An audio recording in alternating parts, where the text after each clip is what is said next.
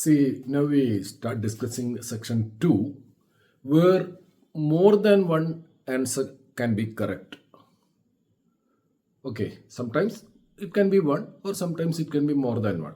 Okay, and there the mark distribution is a bit confusing.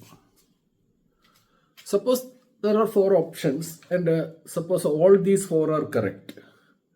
Then only if you report all the 4, A, B, C, D, as the answer, you get the full credit, the maximum credit of 4 marks. Suppose 4 are correct and you report 3 as correct, then you get 3 marks. Suppose you get, suppose there are 4 are correct, but you report only 2 as correct, you get 2 marks.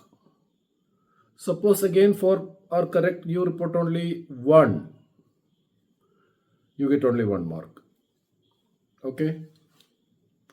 Then suppose 3 are correct, 3 or 4 are correct, and you report 2, then you get 2 marks. Suppose 2, 3 or 4 are correct, you report only 1 as correct, you get 1 mark. Okay. In any case, your answer include a wrong option, you get a negative.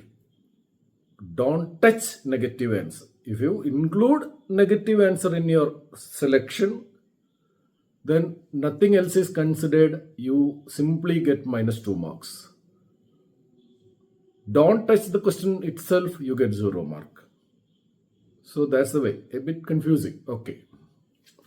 So unlike the other case, a NEET question paper or even the first section 1 question, if one answer got correct, you get 4 mark, but if you get one answer wrong, it is minus 1, but here it is minus 2.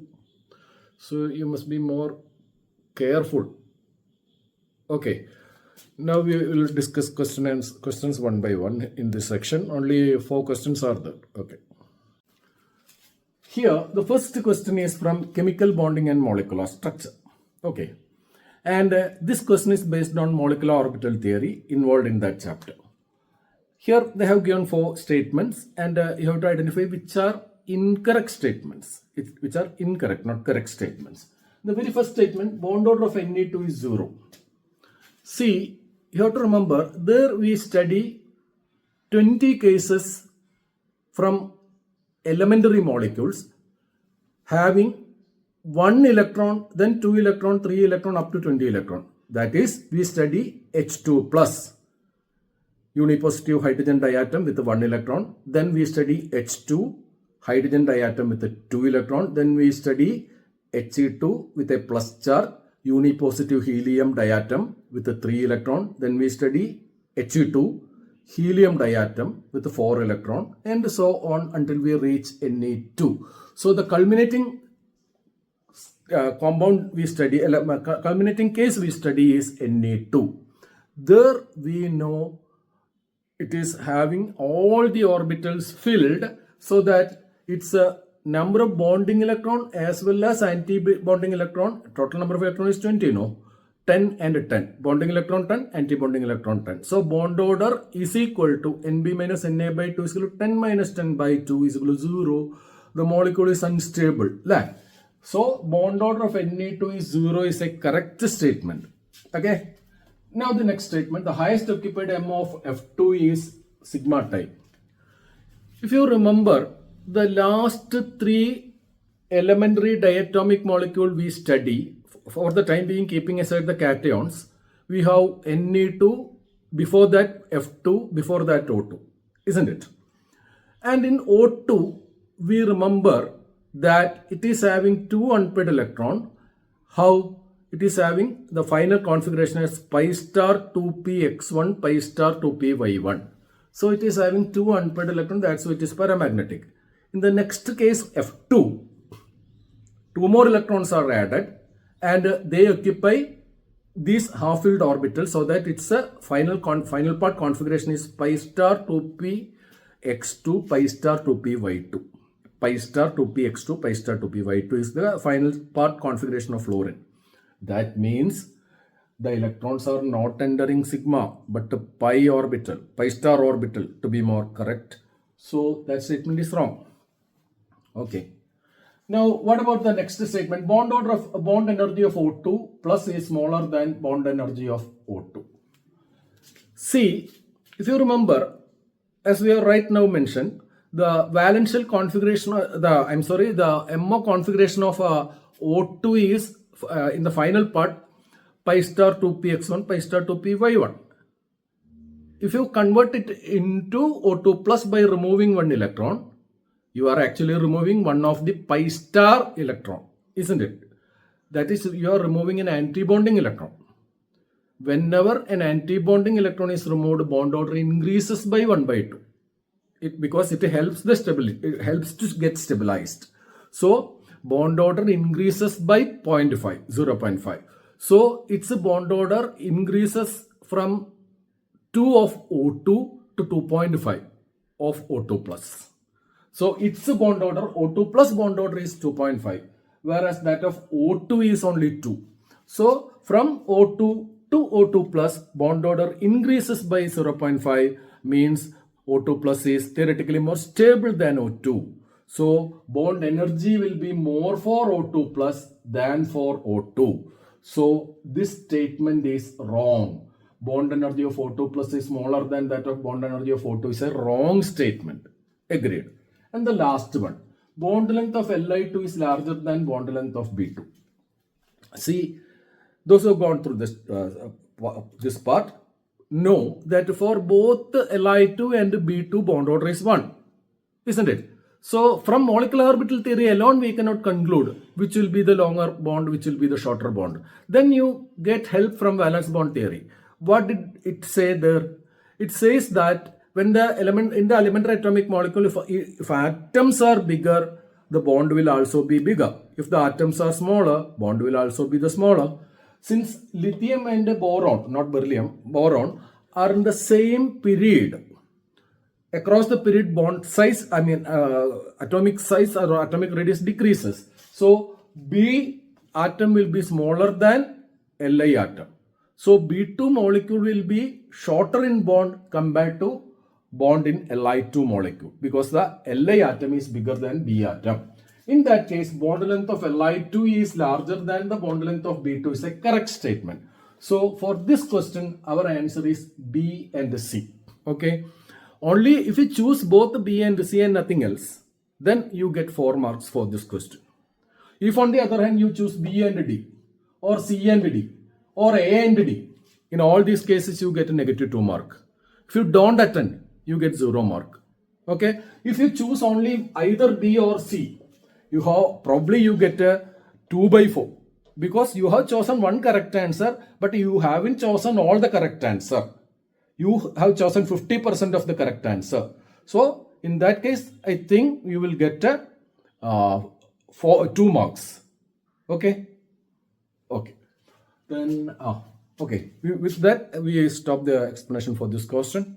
Okay. This is our next question. It is from D block and F block elements, and it is regarding the magnetism of various ions of the lanthanide series. Okay. What is the question? See, you are given 4 pairs of ions from lanthanides, and among them, how many are having both the ions diamagnetic? That's the content of the question. You have to identify those pairs in which both are diamagnetic.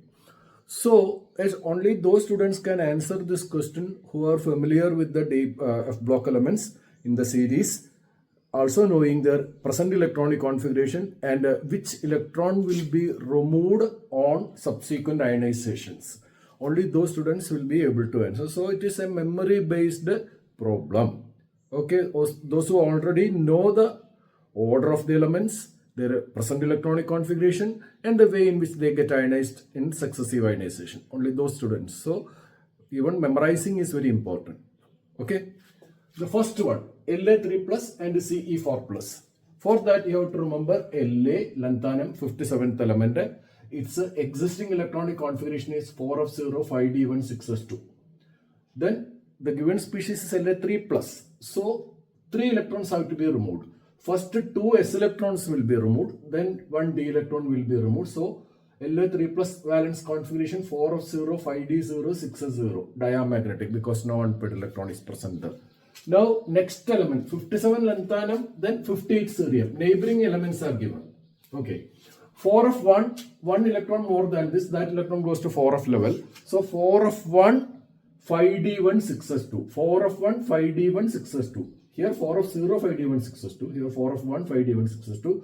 Here you have to remove all the 4 electrons. So all the 4 when removed, it comes to have the same electronic configuration as La3 plus. La3 plus and Ce4 plus both are lacking any unpaired electrons in the valence shell. So both of them are diamagnetic. So this will contribute to our answer. One of the answer will be this.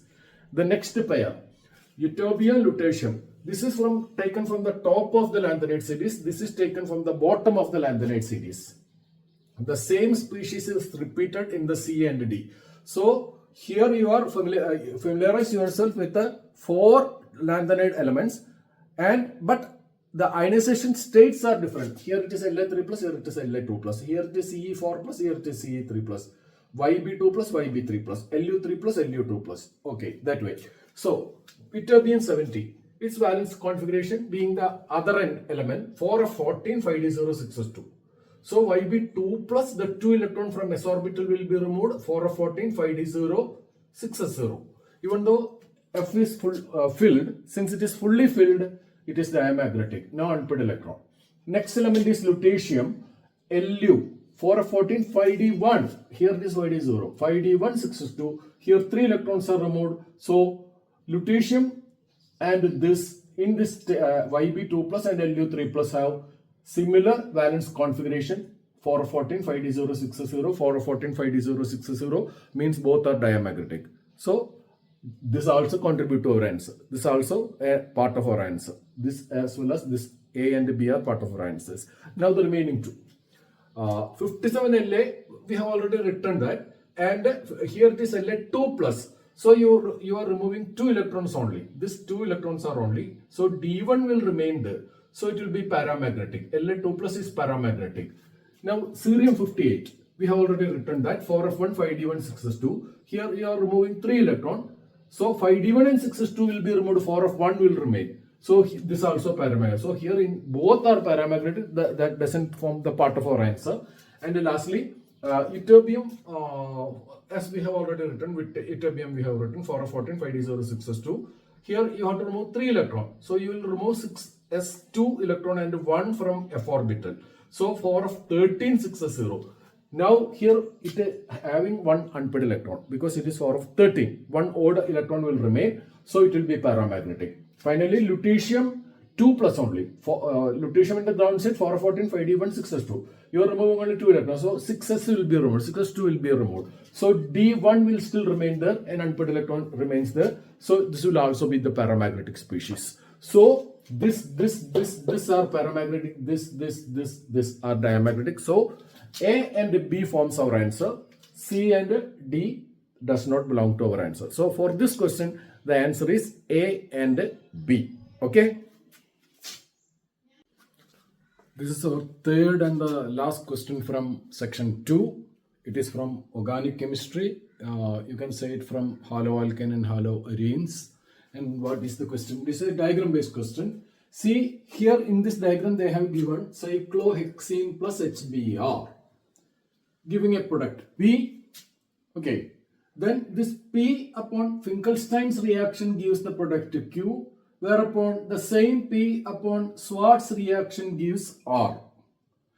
After that, based on P, Q and R, certain properties are suggested, and you have to arrange this P, Q, R in the decreasing order of those corresponding properties.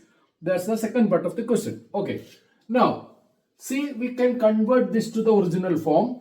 Look here, cyclohexene plus HBr giving P. We know that this is an addition reaction where HBr gets added across the double bond to give you bromocyclohexane. isn't it? Bromocyclohexane. And upon Finkelstein's reaction is an halogen exchange reaction where chloro or bromo alkane upon reaction with the sodium iodide in acetone medium gives the corresponding iodo derivative. So here we get a iodocyclohexane Q. And Schwarz reaction is treating with certain inorganic fluorides like AgF, whereby bromine is substituted, chlorine or bromine is substituted by fluorine. In this case, we get a fluorocyclohexane. Okay. Now, what are the questions they are asked? Listen carefully. First, you have to arrange them in the decreasing order of CX bond length. CX bond length. C halogen, carbon halogen bond length. CI will be the longest bond we know because iodine is the biggest atom. Then CBr, then CF, isn't it? Then the order would be Q greater than P greater than R. Q greater than P greater than R. Q greater than P greater than R. Q greater than P greater than R. But the given is Q greater than R greater than P, so that is wrong. Okay. Now, second, bond enthalpy.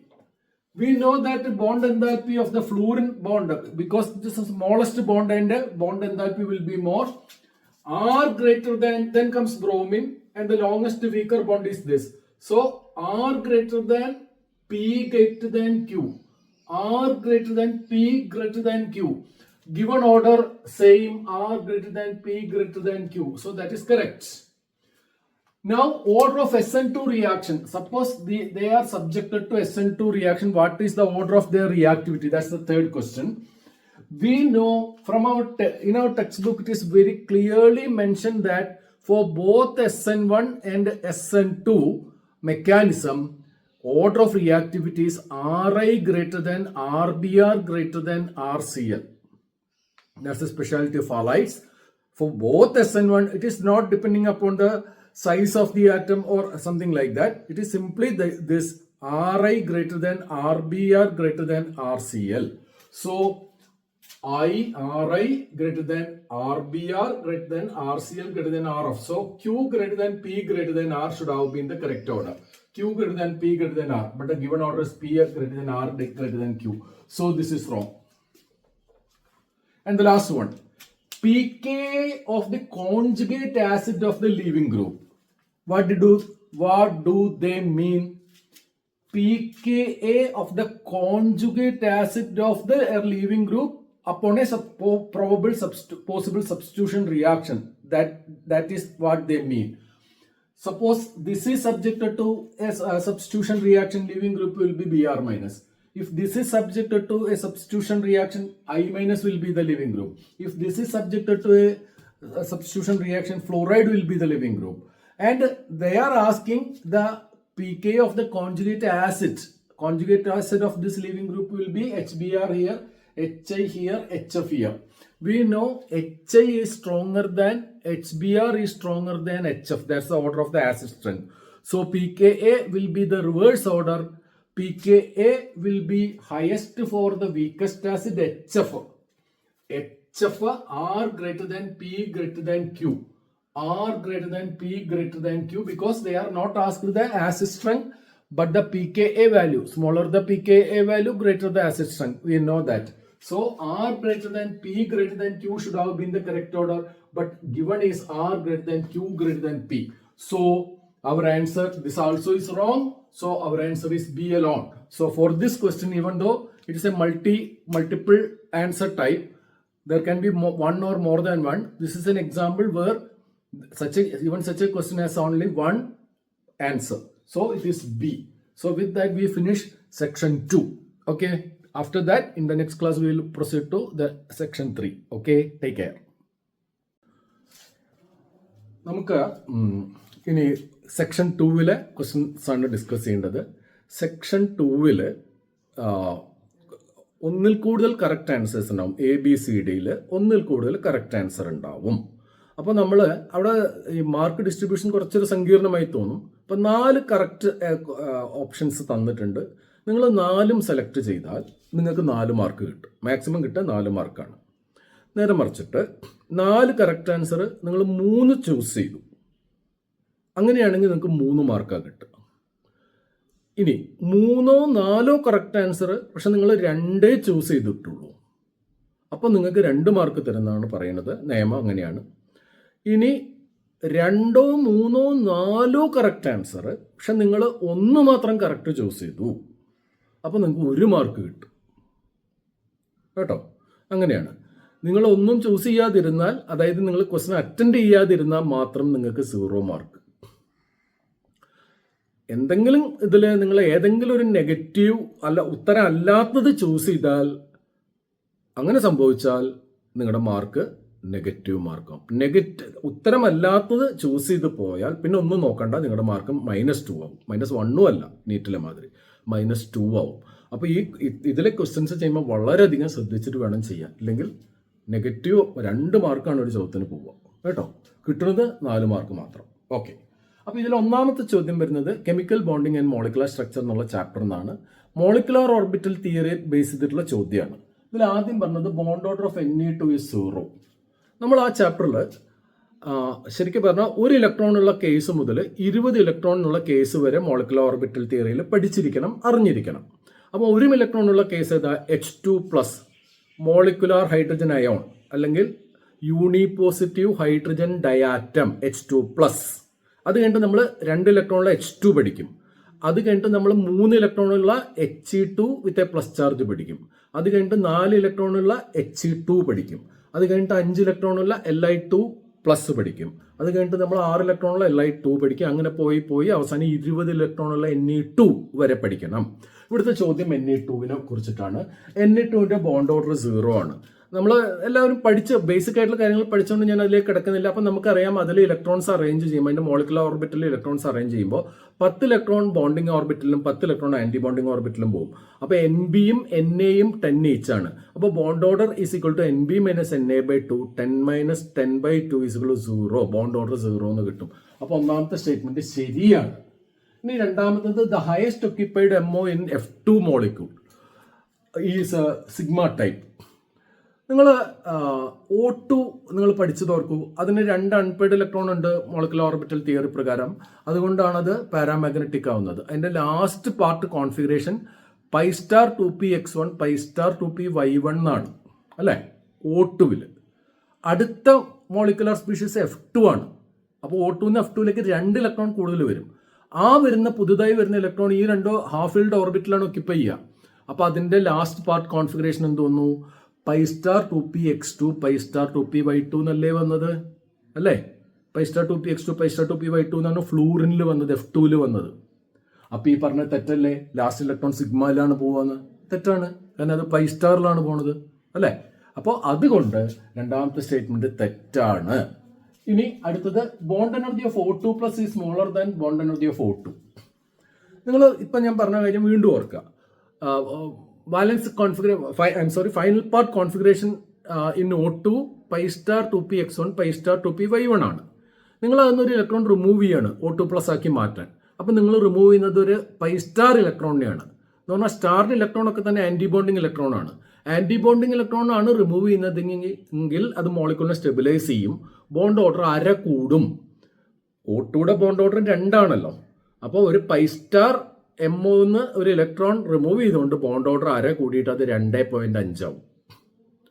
O2വിന് 2ഉം O2+ന് 2.5ഉം O2- 1.5 പറഞ്ഞ മനസ്സിലായില്ലേ? അപ്പോൾ O2+ന് 2.5. Bond order കൂടുമ്പോൾ species കൂടുതൽ stable ആവും എന്നാണ് പറയുന്നത്. അപ്പോൾ bond energy കൂടും. സ്റ്റേബിൾ ആകുമ്പോൾ ബോണ്ട് ബ്രേക്ക് ചെയ്യാനുള്ള എനർജി കൂടും. അപ്പോൾ bond energy of O2+ greater than bond energy of O2 എന്നാണ് വരേണ്ടത്. പക്ഷെ ഇവിടെ പറഞ്ഞത് bond energy of O2+ smaller than the bond energy of O2 എന്നാണ്. അതുകൊണ്ട് ആ സ്റ്റേറ്റ്മെന്റ് തെറ്റാണ്. ഓക്കെ, മനസ്സിലായില്ലേ?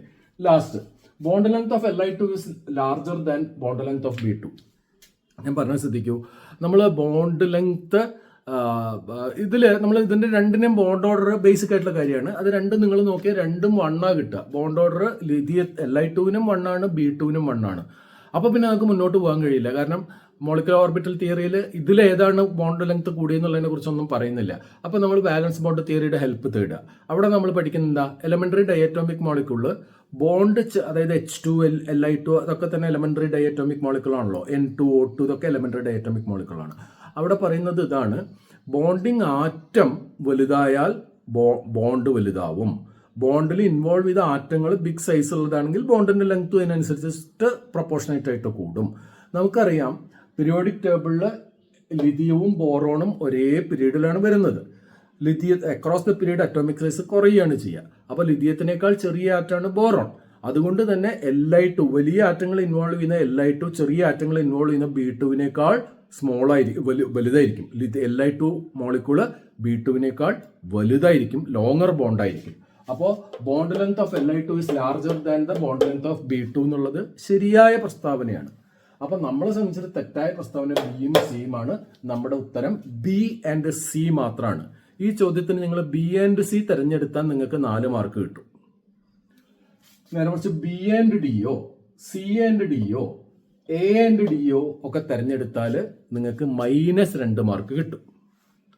നേരെ മറിച്ച് നിങ്ങൾ ബി മാത്രം അറ്റൻഡ് ചെയ്തു അല്ലെങ്കിൽ സി മാത്രം അറ്റൻഡ് ചെയ്തുവെങ്കിൽ ആ റൂൾ അത് എടുത്ത് പറയുന്നില്ല. അങ്ങനെ ഒരു സിറ്റുവേഷൻ എനിക്ക് തോന്നുന്നത് 4ൽ 2 കിട്ടും. കാരണം 50% നിങ്ങൾ കറക്റ്റ് ആൻസറിൽ ചൂസ് ചെയ്തുകൊണ്ട് ഒരു പക്ഷേ അതിന് 2 മാർക്കായിരിക്കും കിട്ടുക. ഇതാണ് ഇതിൻ്റെ നേച്ചർ. അപ്പോൾ അത്രയാണ് ഫസ്റ്റ് ക്വസ്റ്റിനെ കുറിച്ച് നമുക്ക് പറയാനുള്ളത്. ഓക്കെ, നമ്മുടെ സെക്ഷൻ 2-ലെ രണ്ടാമത്തെ ചോദ്യമാണിത്. ഈ ചോദ്യം D block and F block എലമെന്റ്സിൽ നിന്നാണ്. ഇവിടെ തന്നിരിക്കുന്നത് ലാന്തനൈഡ്സ് ആണ്. ലാന്തനൈഡ്സിന്റെ കുറെ അയോണുകളാണ് തന്നിരിക്കുന്നത്. അത് പെയർ വൈസ് ആയിട്ടാണ് തന്നിരിക്കുന്നത്. 4 പെയർ ഓഫ് ലാന്തനൈഡ് അയോൺസ് തന്നിട്ടുണ്ട്. എന്നിട്ട് നമ്മൾ കണ്ടുപിടിക്കേണ്ടതിൽ ഇതിൽ ഏതൊക്കെ പെയറിലാണ് രണ്ടും ഡയാമാഗ്നറ്റിക് ആയിരിക്കുന്നത് എന്നാണ് കണ്ടുപിടിക്കേണ്ടത്. ഇവിടെ തന്നിരിക്കുന്ന പെയറുകൾ നോക്കൂ. La3 + Ce4+, Yb2 + Lu3+, La2 + Ce3+, Yb3 + Lu2+. എന്ന് പറഞ്ഞാൽ 4 ആറ്റങ്ങളാണ്. ലന്താനം, സീറിയം, ഇറ്റർബിയം, ലുട്ടീഷ്യം. ഈ 4 അയണിൽ ഓരോന്നിൻ്റെയും 2 എണ്ണം വീതം സെപ്പറേറ്റ് ഓക്സിഡേഷൻ സ്റ്റേറ്റ് ഉള്ള അയോണുകളാണ്. അങ്ങനെയാണ് 8 അയോൺ വരുന്നത്. അതായത് La3 + Ce4+, La2 + Ce3+, Yb2 + Lu3+, Yb3 + Lu2+. അതിനുള്ള 4 അയോൺ. ലന്താനത്തിൻ്റെ സീറിയത്തിൻ്റെ പ്രത്യേകത അത് ഫസ്റ്റ് ടു ലാന്തനൈഡ്സ് ആണ്. ഇറ്റർബിയം, ലുട്ടേഷ്യം ലാസ്റ്റ് 2 ലാന്തനൈഡ്സ് ആണ്. ഓക്കെ, ഇനി നമുക്ക് ഇതിൻ്റെ ഉത്തരം കണ്ടുപിടിക്കണമെങ്കിൽ നമ്മൾ അറിഞ്ഞിരിക്കേണ്ട ചില ബേസിക് ആയിട്ടുള്ള കാര്യങ്ങൾ എന്താ വെച്ചാൽ, ഒന്ന് ലാന്തനൈഡ്സ് എല്ലാം അറിഞ്ഞിരിക്കണം, അതൊരു കാര്യം. പിന്നെ അവിടെ സീക്വൻഷ്യൽ ഓർഡർ അറിഞ്ഞിരിക്കണം, അഥവാ അറ്റോമിക് നമ്പറിലുള്ള സീക്വൻഷ്യൽ ഓർഡർ അറിഞ്ഞിരിക്കണം. പിന്നെ അവയുടെ വാലൻസ് ഗ്രൗണ്ട് സ്റ്റേറ്റ് ഇലക്ട്രോണിക് കോൺഫിഗറേഷൻ അറിയണം. പിന്നെ അതിന്ന് ഇലക്ട്രോൺ റിമൂവ് ചെയ്യുമ്പോൾ ഏത് ഓർഡറിലാണ് അവ റിമൂവ് ചെയ്യപ്പെടുന്നതെന്ന് അറിയണം. എന്നാൽ മാത്രമേ ഡിഫറെൻറ്റ് ഓക്സിഡേഷൻ സ്റ്റേറ്റിലുള്ള ഇലക്ട്രോണിക് കോൺഫിഗറേഷൻ നമുക്ക് എഴുതാൻ പറ്റുള്ളൂ. അപ്പോൾ ഇത്രയും അടിസ്ഥാന കാര്യങ്ങൾ അറിയുന്നവർക്കാണ് ഇതിൻ്റെ ഉത്തരം കണ്ടുപിടിക്കാൻ പോവുക. ഇത് ഒരു മെമ്മറി ബേസ്ഡ് ആണ്. ഇവിടെ ചെക്ക് ചെയ്യപ്പെടുന്നത് നമ്മുടെ ability to remember and reproduce, അതാണ് ഇവിടെ ചെക്ക് ചെയ്യപ്പെടുന്നത്. ഒരു ഇൻ്റലക്ച്വൽ പ്രോബ്ലം അല്ല അത്. ഓക്കെ, നമുക്കതൊന്ന് നോക്കാം. ആദ്യം നമ്മൾ തന്നിരിക്കുന്ന La3+ഉം Ce4+ഉം ആണ്. അപ്പോൾ നോക്കൂ, ലന്താനം 57th എലമെന്റ് ആണ്. എൻ്റെ valence configuration, ground state configuration 4s0 5d1 6s2 എന്നാണ്. ഓക്കെ, അതിൽ നിന്ന് 3 ഇലക്ട്രോൺ റിമൂവ് ചെയ്താൽ 4s0 5d1-ലെ 1 പോവും, 6s2-ലെ 2 പോവും. അപ്പോൾ ഗ്രൗണ്ട് സ്റ്റേറ്റ് ഇപ്പോഴത്തെ കോൺഫിഗറേഷൻ എന്തായി? ഓക്സിഡേഷൻ +3-ല് 4s0 5d0 6s0. No unpaired electron in the valence എന്ന് പറഞ്ഞാൽ അത് ഡയാമാഗ്നറ്റിക് ആണ്. ഇനി അടുത്ത് നോക്കൂ, സീറിയം നെക്സ്റ്റ് എലമെന്റ് ആണ് 58. അപ്പോൾ ഒരു ഇലക്ട്രോണും കൂടി എക്സസ് വരും. അത് ഈ 4f0-ലാണ് പോകുന്നത്. അതുകൊണ്ടാണ് 4f1. ഇവിടെ 4f0, ഇവിടെ 4f1. 4f1 ബാക്കി അതേമാതിരി തന്നെ 5d1 6s2. ഓക്കെ, പക്ഷെ ഇവിടെ 4+ ആണ്, C3+ അല്ല 4+ ആണ്.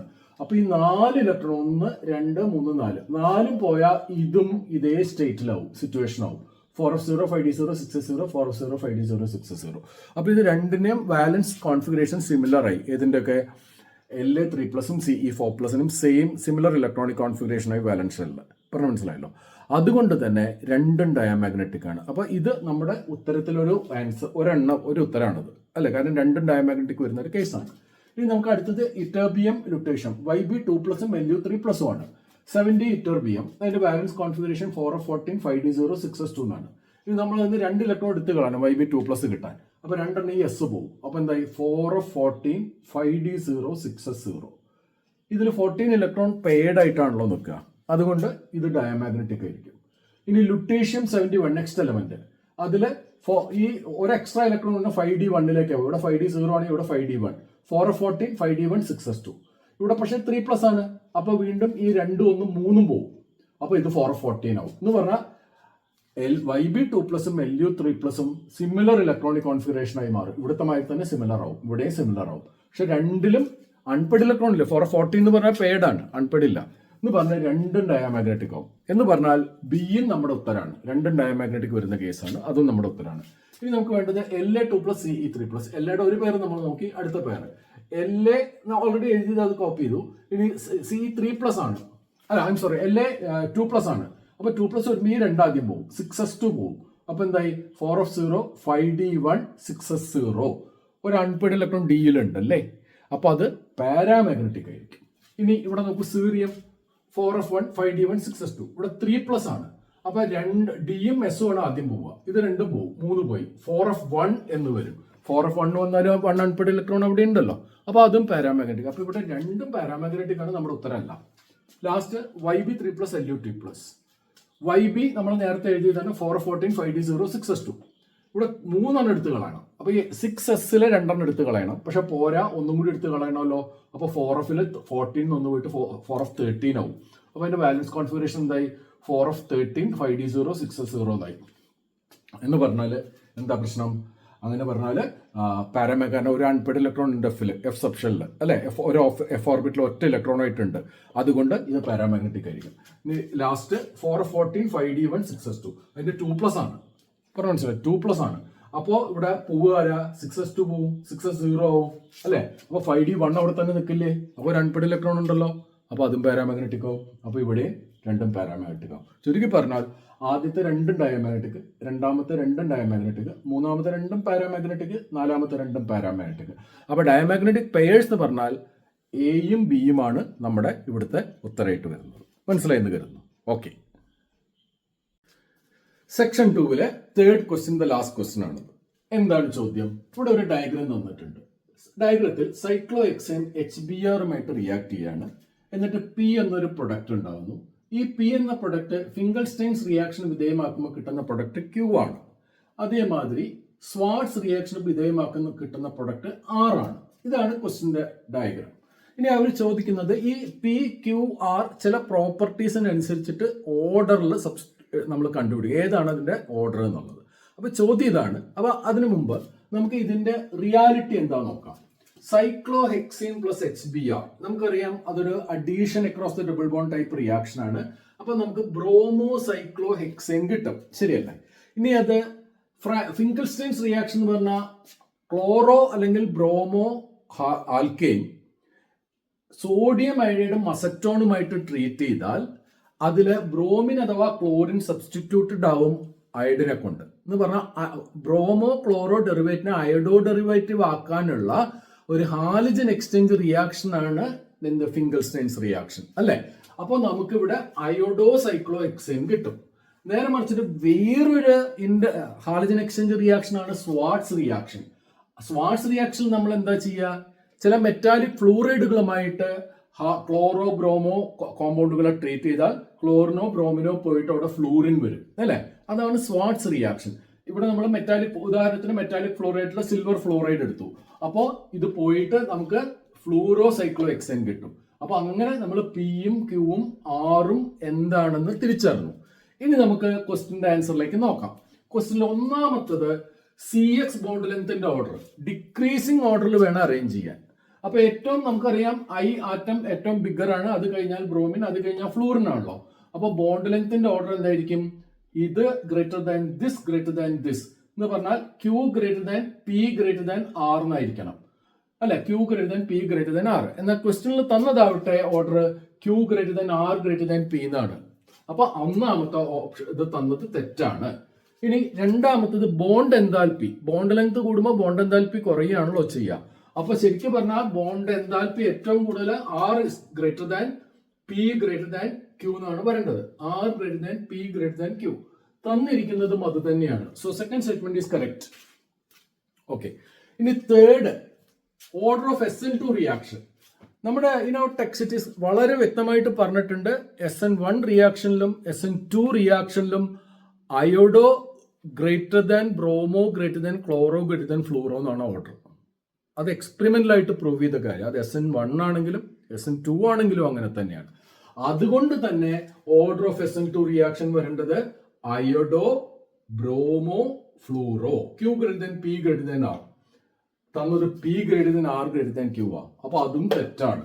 And the last, pKa of the conjugate acid of the leaving group. എന്താണ് ആ പറഞ്ഞതിന്റെ അർത്ഥം? ഈ 3 കോമ്പൗണ്ടുകൾ ഒരു സബ്സ്റ്റിറ്റ്യൂഷൻ റിയാക്ഷന് വിധേയമാവുകയാണെങ്കിൽ അവിടുത്തെ ലീവിംഗ് ഗ്രൂപ്പ് എന്തായിരിക്കും? ഈ കേസിൽ Br- ആയിരിക്കും, ഈ കേസിൽ അത് I- ആയിരിക്കും, ഈ കേസിൽ അത് F- ആയിരിക്കും. ഈ ലീവിംഗ് ഗ്രൂപ്പുകളുടെ കോൺജുഗേറ്റ് ആസിഡ് എന്ന് പറഞ്ഞാൽ HBr, HI, HF, അവയുടെ pKa വാല്യൂവിന്റെ ഓർഡർ ആണ് ചോദിച്ചിരിക്കുന്നത്. അവിടെ നമ്മൾ ഓർക്കേണ്ട ഒരു കാര്യം, ആസിഡിന്റെ സ്ട്രെങ്ത് കൂടുമ്പോൾ pKa വാല്യൂ കുറയുകയാണ് ചെയ്യുന്നത്, അല്ലെ? സ്ട്രെങ്ത് കൂടുമ്പോൾ pKa കുറയുകയാണ്. അങ്ങനെ negative log square bracket H3O+ ആയതുകൊണ്ടാണ്, ആ നെഗറ്റീവ് സൈൻ ഉള്ളതുകൊണ്ടാണ് അങ്ങനെ സംഭവിക്കുന്നത്. അപ്പൊ നമുക്കറിയാം ഇവിടെ ഏറ്റവും സ്ട്രോങ് ആസിഡ് ഇതും, അത് കഴിഞ്ഞാൽ Br ഉള്ളതും, അത് കഴിഞ്ഞാൽ ഇതല്ലേ. അതുകൊണ്ട് HI greater than HBr greater than HF ആണ് ആസിഡ് സ്ട്രെങ്ത്തിന്റെ ഓർഡർ, അല്ലെ? അപ്പൊ pKയുടെ ഓർഡർ എന്തായിരിക്കും? ഏറ്റവും ബിഗ് ഉണ്ടാവുക HF-നായിരിക്കും, അല്ലെ? എന്ന് പറഞ്ഞാൽ 6, അത് കഴിഞ്ഞാൽ HBr ആയിരിക്കും, P, അത് കഴിഞ്ഞാൽ HI, സ്ട്രോങ്സ്റ്റ് ആസിഡിലെ HIക്ക് സ്മോളസ്റ്റ് pKa, RPQ എന്നാണ് ഓർഡർ വരേണ്ടത്. പക്ഷെ തന്നതോ RPQ എന്നാണ് വേണ്ടത്, തന്നിരിക്കുന്ന RQP എന്നാണ്. അപ്പൊ അതും തെറ്റാണ്. മനസ്സിലായല്ലോ?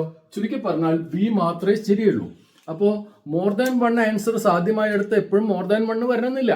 പറഞ്ഞു മനസ്സിലായല്ലോ? ഇവിടെ 1 തന്നെയേ വന്നിട്ടുള്ളൂ. അപ്പൊ ഈ ക്വസ്റ്റിന്റെ ആൻസർ ബി ആണ്. അപ്പോ വിത്ത് ദിസ് നമ്മൾ സെക്ഷൻ 2ഉം കംപ്ലീറ്റ് ചെയ്തു. ഇനി നമ്മൾ അടുത്ത ക്ലാസ് ഇതിൽ സെക്ഷൻ 3യിലേക്ക് പോകും. ഓക്കെ, ശരി.